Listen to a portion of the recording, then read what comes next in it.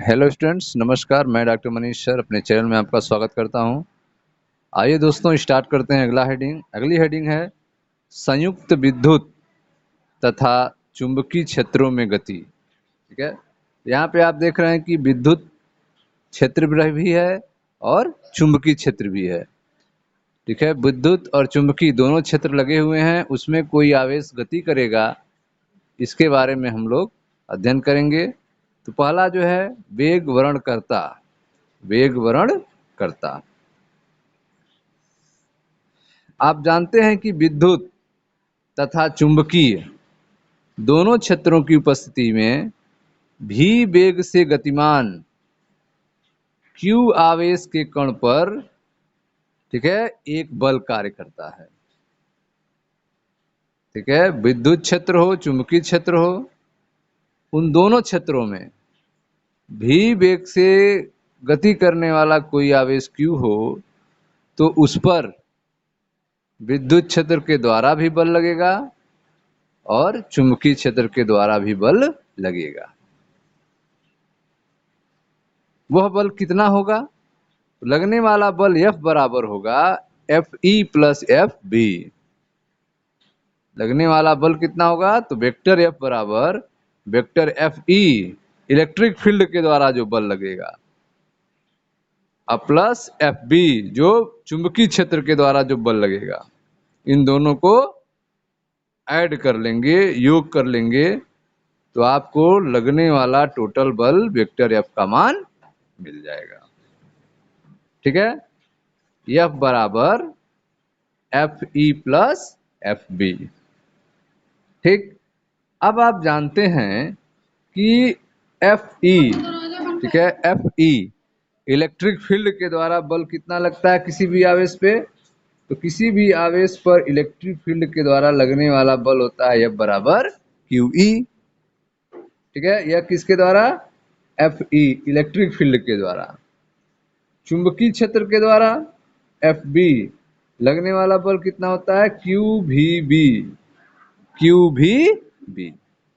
किसी भी आवेश पर चुंबकीय क्षेत्र के द्वारा लगने वाला बल Fb बराबर क्या होता है? QVB। और किसी भी विद्युत क्षेत्र के द्वारा आवेश पर लगने वाला बल Fe बराबर होता है QE। ठीक है, तो यहाँ पे आप देख रहे हैं कि v वेग से q आवेश गतिमान है और वहां पे विद्युत और चुंबक दोनों क्षेत्र लगा हुआ है। ठीक है, यहाँ पे दोनों क्षेत्र लगा हुआ है, विद्युत तथा चुंबकीय दोनों क्षेत्र की उपस्थिति में भी वेग से गतिमान q आवेश के कण, ठीक है, भी वेग से गतिमान q आवेश के कण पर लगने वाला बल क्या होगा? तो उस पर लगने वाला बल जो होगा वो होगा F बराबर Fe plus F B. F बराबर Fe प्लस एफ बी। लगने वाला बल कितना होगा? वेक्टर F बराबर vector Fe plus vector F B. Vector Fe बराबर क्या होता है? QE, इलेक्ट्रिक फील्ड के द्वारा विद्युत क्षेत्र के द्वारा लगने वाला बल Fe बराबर QE होता है, और चुंबकीय क्षेत्र के द्वारा लगने वाला बल Fb बराबर QB होता है। ठीक है, तो टोटल बल क्या होगा? दोनों को ऐड कर देंगे तो लगने वाला टोटल बल F बराबर तो vector Fe plus vector Fb। ठीक है, लगने वाला टोटल बल कितना होगा? तो वेक्टर F बराबर इलेक्ट्रिक फील्ड के द्वारा लगने वाला बल वेक्टर Fe और चुंबकीय क्षेत्र के द्वारा लगने वाला बल वेक्टर Fb। ठीक है, अब यहाँ पे रखें अगर वैल्यू तो वेक्टर F बराबर Fe का मान कितना है? QE प्लस Fb का मान कितना है? QVB। तो यहाँ पे Q दोनों में है तो Q क्या हो गया? कॉमन हो जाएगा।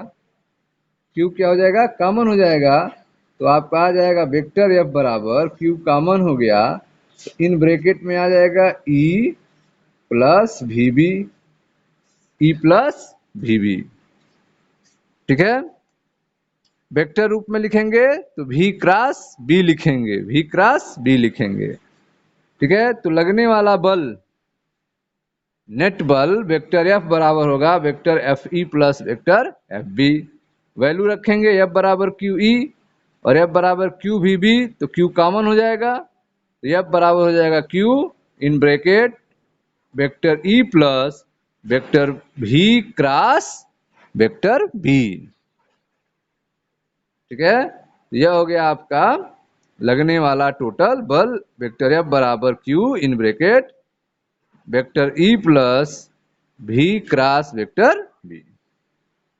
ठीक है, अब इस स्थिति को हम यहाँ पे एक चित्र के माध्यम से देखें। यहाँ पे एक चित्र बनाया गया है, सरल स्थिति है जिसमें विद्युत क्षेत्र और चुंबकीय क्षेत्र एक दूसरे के लंबवत दिखाए गए हैं और कण का जो वेग है वह इन दोनों क्षेत्रों के लंबवत है।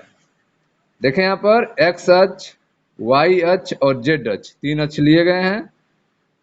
ठीक है, इलेक्ट्रिक फील्ड जो है, विद्युत क्षेत्र जो है वह वाई अक्ष की तरफ है। इलेक्ट्रिक फील्ड किधर है? वाई अक्ष की तरफ है। लगने वाला बल जो है एफ ई वाई अक्ष की तरफ। ठीक है, चुंबकीय क्षेत्र जो है वह जेड अक्ष की तरफ है। चुंबकीय क्षेत्र किधर है? जेड अक्ष की तरफ है। विद्युत क्षेत्र की तरफ है, वाई अक्ष की तरफ है। और कण जो है, आवेश जो है वह एक्स अक्ष की दिशा में गति कर रहा है। कण जो है किधर गति कर रहा है? एक्स अक्ष की दिशा में गति कर रहा है। अब यहाँ पे आप देख रहे हो कि विद्युत क्षेत्र, चुंबकीय क्षेत्र और कण की गति, आवेश की गति, तीनों एक दूसरे के लंबवत हैं। विद्युत क्षेत्र ई और चुंबकीय क्षेत्र बी एक दूसरे के लंबवत हैं। वेक्टर ई वेक्टर बी एक दूसरे के लंबवत हैं। विद्युत क्षेत्र ई वाई अक्ष की तरफ है तो चुंबकीय क्षेत्र बी जो है जेड अक्ष की तरफ है। और कण जो गति कर रहा है वह भी एक्स अक्ष में गति कर रहा है, अर्थात विद्युत क्षेत्र तथा चुंबकीय क्षेत्र एक दूसरे के लंबवत हैं तथा कण का वेग इन दोनों क्षेत्रों के लंबवत है। कण का वेग भी इन दोनों क्षेत्रों के क्या है? लंबवत है। ठीक है, अब आप वेक्टर में पढ़े थे। ठीक है, वेक्टर चैप्टर में आपको बताया गया थी कि एक्स दिशा में, एक्स अक्ष में एकांक वेक्टर क्या होता है? तो एक्स अक्ष की तरफ एकांक वेक्टर क्या होता है? आई होता है, यूनिट वेक्टर आई होता है। वाई की तरफ क्या होता है? यूनिट वेक्टर जे होता है। और के की तरफ एकांक सदिश क्या होता है? यूनिट वेक्टर के होता है। ये आपको वेक्टर चैप्टर में बताया गया था। एक्स अक्ष में जो एकांक वेक्टर होता है वह यूनिट वेक्टर आई होता है और वाई अक्ष में यूनिट वेक्टर जे होता है और जेड अक्ष में यूनिट वेक्टर के होता है। ठीक है, तब जो है यूनिट वेक्टर एकांक सदिश को भी साथ में लिख दें तो विद्युत क्षेत्र ई किधर है? विद्युत क्षेत्र ई जो है वह है वाई अक्ष में, वाई अक्ष में है और वाई अक्ष की तरफ एकांक सदिश क्या है? जे है, यूनिट वेक्टर जे है। तो वेक्टर ई बराबर ई यूनिट वेक्टर जे। ठीक है, वेक्टर ई बराबर क्या हो गया? विद्युत क्षेत्र वेक्टर ई बराबर हो गया ई यूनिट वेक्टर जे। ठीक है, इसी तरह से चुंबकीय क्षेत्र वेक्टर बी बराबर क्या होगा? बी यूनिट वेक्टर के। ठीक है, जेड अक्ष की तरफ क्या है आपका? एकांक सदिश यूनिट वेक्टर क्या है? के। तो बी बराबर क्या हो जाएगा? बी इंटू यूनिट वेक्टर के। ई बराबर ई इंटू यूनिट वेक्टर जे हो गया और बी बराबर बी इंटू यूनिट वेक्टर के हो गया। इसी तरह से भी बराबर क्या होगा? भी किधर है? एक्स अक्ष की तरफ। कण की गति किधर हो रही है? एक्स अक्ष की तरफ हो रही है और एक्स अक्ष की तरफ एकांक सदिश क्या होता है? यूनिट वेक्टर आई होता है। तो वेक्टर भी बराबर क्या होगा? भी यूनिट वेक्टर आई। ठीक है, तो इस तरह से आपने तीनों अक्ष का एकांक सदिश को आपने लिखा। वेक्टर ई बराबर ई इंटू यूनिट वेक्टर जे, वेक्टर बी बराबर बी यूनिट वेक्टर के और वेक्टर भी बराबर भी यूनिट वेक्टर आई। ठीक है, एफ ई इलेक्ट्रिक फील्ड के द्वारा लगने वाला फोर्स क्या होता है? क्यू ई। एफ ई बराबर क्या होगा? Q E. ठीक है। अब ई की वैल्यू क्या है, ई की वैल्यू है ई इंटू यूनिट वेक्टर जे। तो ई की जगह क्या लिखेंगे, ई यूनिट वेक्टर जे। तो यह हो जाएगा एफ ई बराबर क्यू, और ई की जगह हो गया ई यूनिट वेक्टर जे। एफ ई बराबर क्या हो गया, क्यू ई यूनिट वेक्टर जे। यह एफ ई की वैल्यू मिल गई। और एफ बी बराबर क्या होगा, चुंबकीय क्षेत्र के द्वारा लगने वाला बल लॉरेंज बल होता है, एफ बराबर क्यू भी बी। तो एफ बी बराबर क्यू भी बी। ठीक है, क्यू भी बी। अब वैल्यू लिखें, भी बराबर क्या है, भी यूनिट वेक्टर आई, बी बराबर क्या है, बी यूनिट वेक्टर के। ठीक है, तो चुंबकीय क्षेत्र के द्वारा लगने वाला बल वेक्टर एफ बी बराबर क्यू भी क्रॉस बी। ठीक है, तो क्यू और भी क्रॉस बी, भी की वैल्यू क्या है, भी यूनिट वेक्टर आई, भी यूनिट वेक्टर आई हो गया, क्रॉस बी की वैल्यू क्या है, बी यूनिट वेक्टर के, तो बी यूनिट वेक्टर के हो गया वैल्यू। ठीक है, तो एफ बी बराबर क्या हो गया, क्यू इन ब्रैकेट भी यूनिट वेक्टर आई क्रॉस बी यूनिट वेक्टर के। ठीक है, अब यहाँ पे आई क्रॉस के हो रहा है, आई क्रॉस के। ठीक है, यह बराबर हो जाएगा आपका आई क्रॉस के, ये हो जाएगा जे के, लेकिन माइनस जे, आई से के पे पहुंच रहे हैं, आई जे के। लेकिन आप आई के बाद जे आता है फिर के आता है, लेकिन अब आई के बाद के पे पहुंच जा रहे हैं, उल्टा चल रहे हैं। इसलिए आई क्रॉस के बराबर क्या हो जाएगा, माइनस जे, एंटी क्लॉकवाइज इसलिए माइनस जे। तो आई क्रॉस के बराबर आपका हो गया माइनस जे, यूनिट वेक्टर माइनस जे। ठीक है, तो यह हो गया आपका एफ बी बराबर आपका minus Q B unit vector J, minus Q B unit vector J. ठीक है, अब जो है यह किसकी वैल्यू निकली है, एफ बी की वैल्यू निकली है। किसकी वैल्यू निकली है, एफ बी की वैल्यू।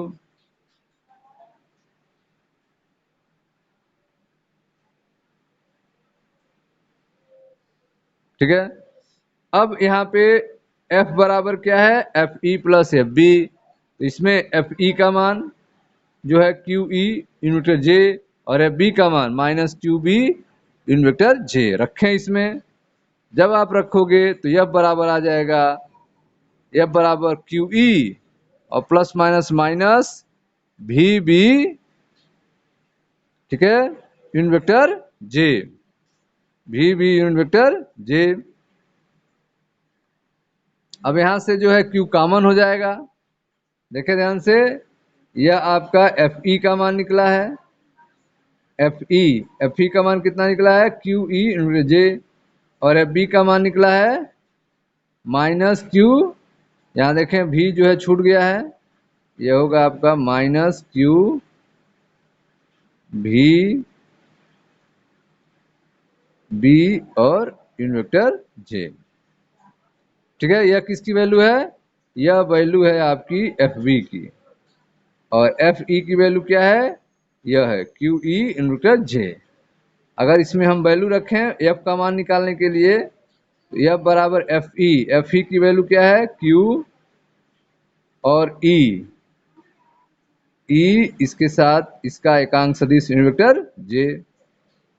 ठीक है, प्लस एफ बी की वैल्यू, क्या है, माइनस क्यू भी बी यूनिट वेक्टर जे। ठीक है, प्लस माइनस क्या हो जाएगा, माइनस हो जाएगा, ये हो जाएगा आपका Q E unit vector J minus Q भी बी और यूनिट वेक्टर जे। अब यहाँ पे कॉमन क्या होगा, तो क्यू दोनों में है, क्यू दोनों में है तो कॉमन हो जाएगा। तो बल कितना हो जाएगा, एफ बराबर, तो वेक्टर एफ या कैपिटल एफ से आप लिखेंगे मोटे अक्षर में, तो वेक्टर एफ उसको कहते हैं। तो वेक्टर एफ बराबर क्यू कॉमन हो जाएगा, तो यहाँ क्या बचा, जे भी दोनों में है, जे भी कॉमन हो जाएगा।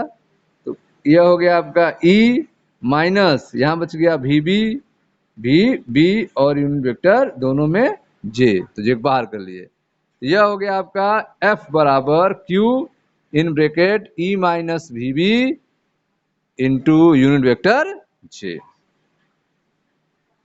ठीक है, तो यह है आपका क्यू आवेश जो भी वेग से गतिमान है चुंबकीय क्षेत्र और विद्युत क्षेत्र दोनों में। ठीक है, विद्युत क्षेत्र चुंबकीय क्षेत्र दोनों लगा हुआ है और उसमें एक क्यू आवेश भी वेग से गतिमान है और तीनों एक दूसरे के लंबवत हैं।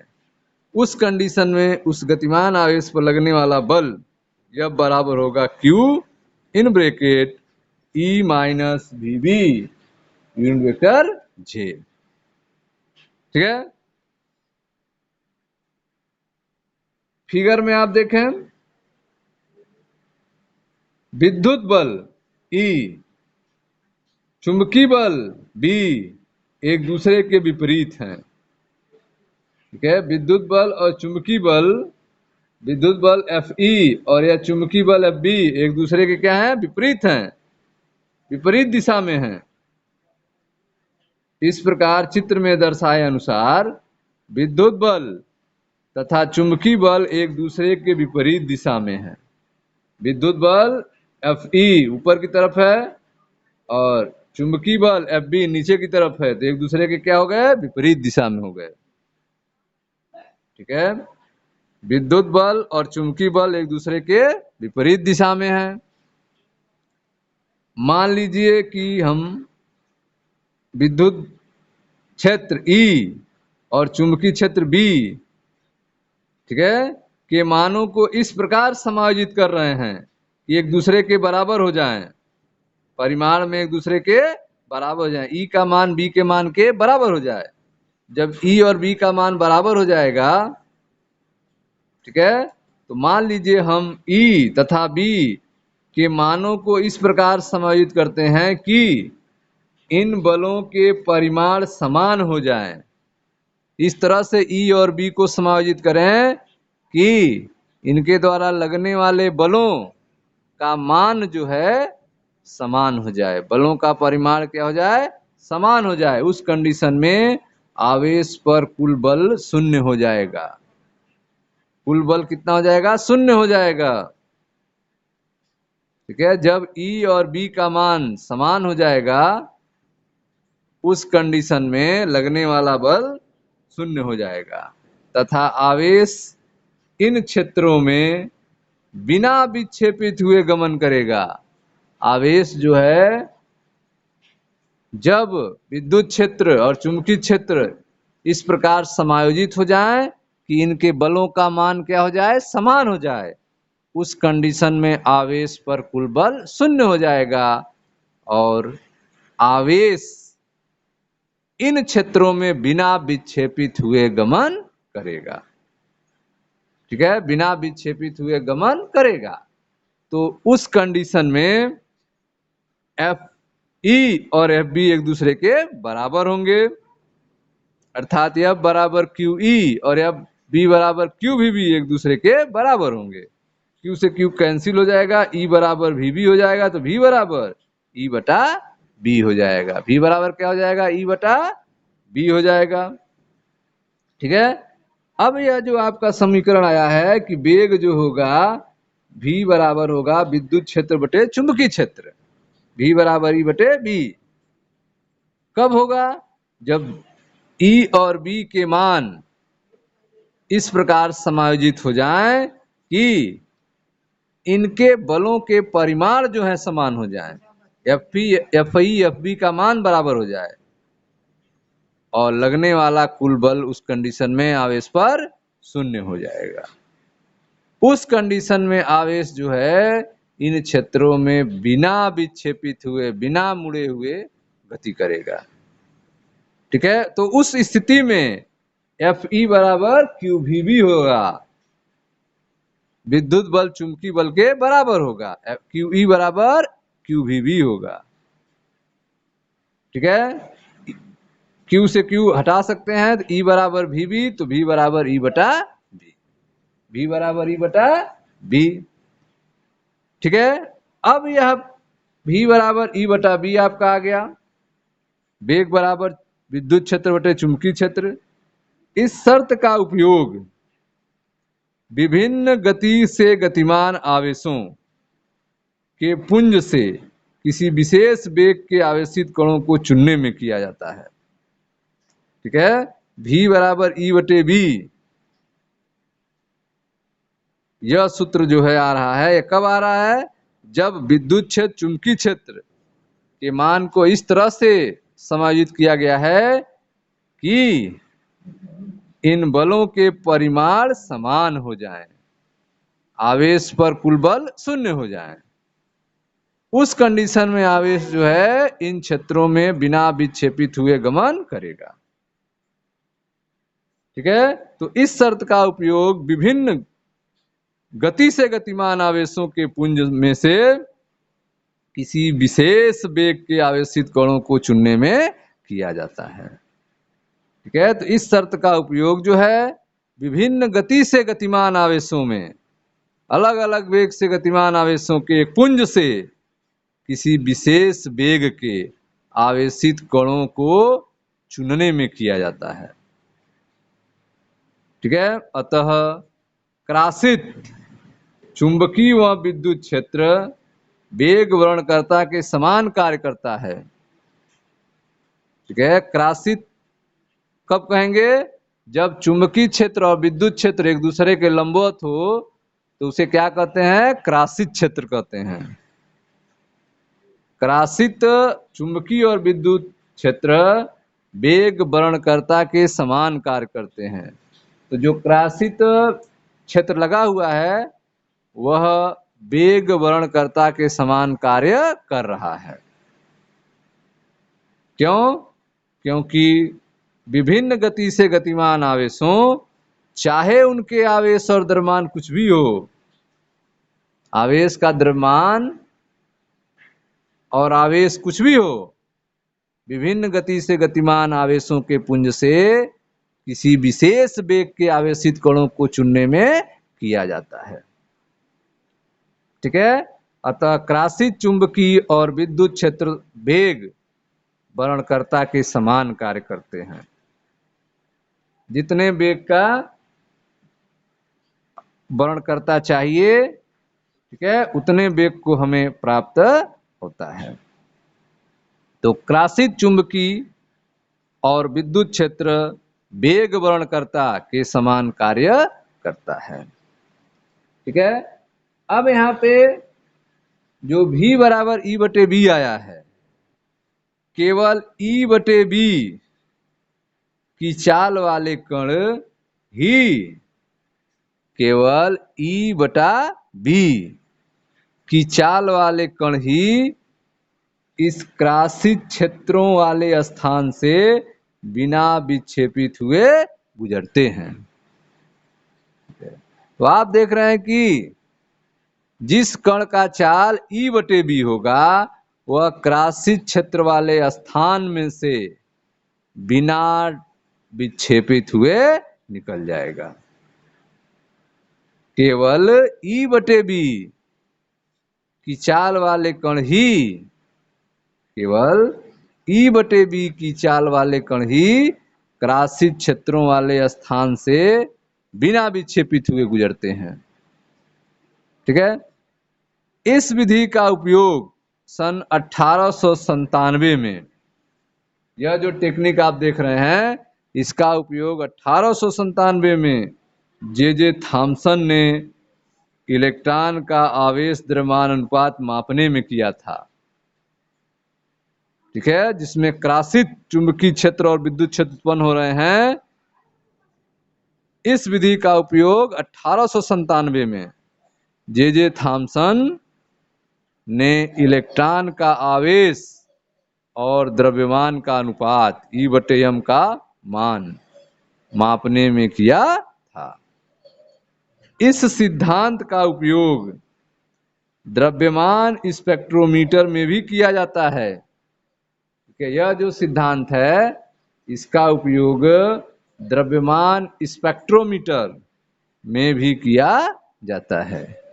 यह ऐसी युक्ति है, यह ऐसी डिवाइस है जो आवेशित कणों को प्रायः आयनों उनके आवेश द्रव्यमान अनुपात के अनुसार पृथक करती है।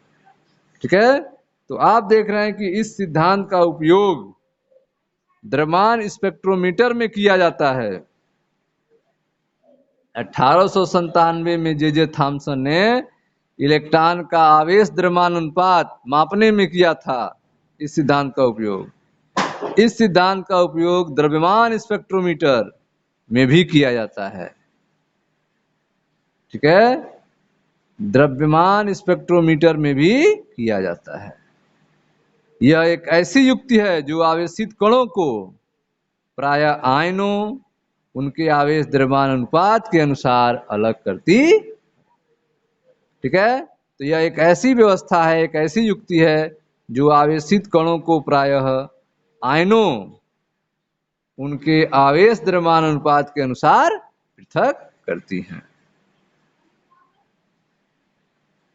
ठीक है, तो यह था आपका संयुक्त विद्युत तथा चुंबकीय क्षेत्र में गति के बारे में।